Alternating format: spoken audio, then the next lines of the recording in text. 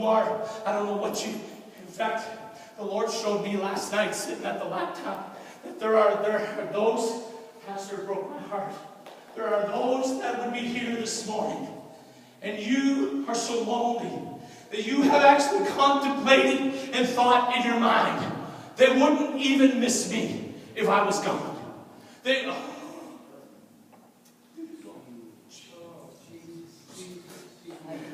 wouldn't even miss me if I was gone. You're so lonely.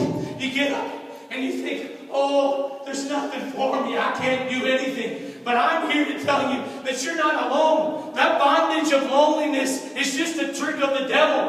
Because you don't need to be alone. You're not alone because Jesus said in John 14:18 says, I will not leave you comfortless. I will come again. Listen, I'm telling you, you don't just have a friend. You don't just have a son or a daughter. You don't just have somebody hanging around you. You got the King of Kings, the Lord of Lords. You got the mighty God, the everlasting Father. You got Jesus. John 14:18 says, I will not leave you comfortless. Matthew 28:20 says, teach them to observe all things whatsoever I have commanded you. For lo, I am with you always, even unto the end of the world. I bind loneliness right now in the name of Jesus. If you are lonely this morning, I tell you what, the Lord has come here this morning and He wants to set you free. Hallelujah. There are other bondages that I could get into. Sister Vincent, if you'd come back to the piano, please. We could talk about discouragement. We could talk about the cares of this life. We could talk about your past. We could talk about things that are concerning to you. There's so many bondages, I couldn't even think about them all because they just kept coming over and over and over again. But the Lord began to speak to me again last night, and it's rejection. Brother Bob, would you release him of rejection? Some of you have been rejected by parents. Some of you have been rejected by grandparents. Some of you have been rejected. Hallelujah. Brother, you just stay right here. Hit this right off. You don't need to have any bondage on that.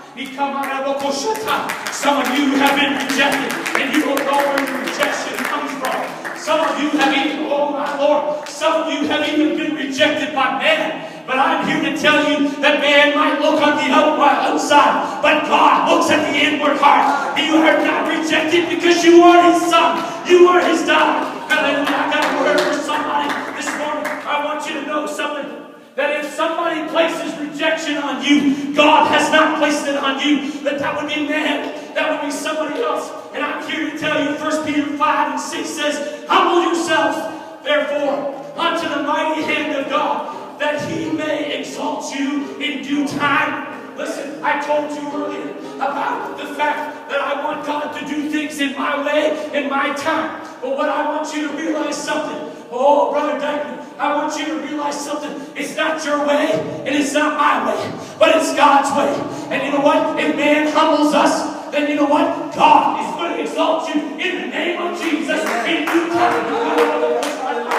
There is an exalting that's going to come. And it's going to come in due time. We can humble ourselves.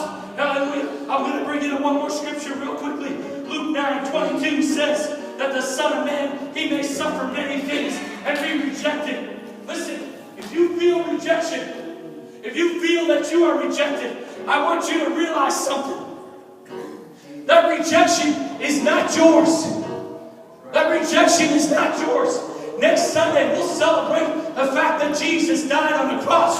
You see, He took the rejection Himself, and He bore it on a cross. That rejection, that man, that your mom, that your dad, that somebody in your family, whoever you are, that God has given you, I want you to know something. He bore that rejection. It's not on you. It's not on you. I wonder, can we stand this morning?